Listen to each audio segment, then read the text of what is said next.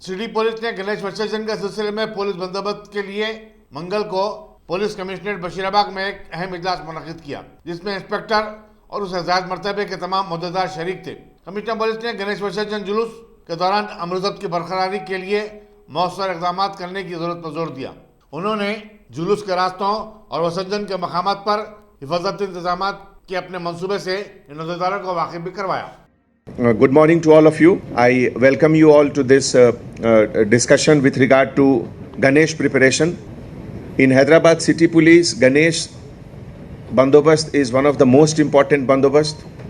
It goes into the maximum number of days also. It covers the entire city, not just the main procession, but also the tributary processions and the general tempo. The entire city of Hyderabad is engulfed by this atmosphere of Ganesh. As you are aware that last year, because of COVID, there was hardly any Ganesh celebration. Like most of the festival, there was no celebration. Therefore, we are doing it after a gap of 1 year.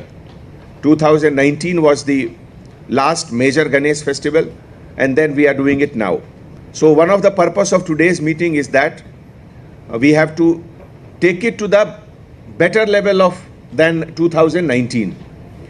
And that is why all of you who have done it in various capacities, you will know what are the challenges, what are the difficulties, and how to improve it. So I request each one of you that already in the past 10-15 days, Additional CP Law and Order, with the help of Special Branch Mutyam Reddy Govardhan and all the branch of officers, he has already made a plan, and more or less it is in the continuum of the previous years. So let us respect to that plan. All of us are here to facilitate the entire bandobast, entire celebration. We are not here to obstruct in any way. What is our aim? To have absolutely smooth, harmonious, incident-free and a happy bandobast. To make this event successful, all 16,000 police officers have to do every minute proper conduct.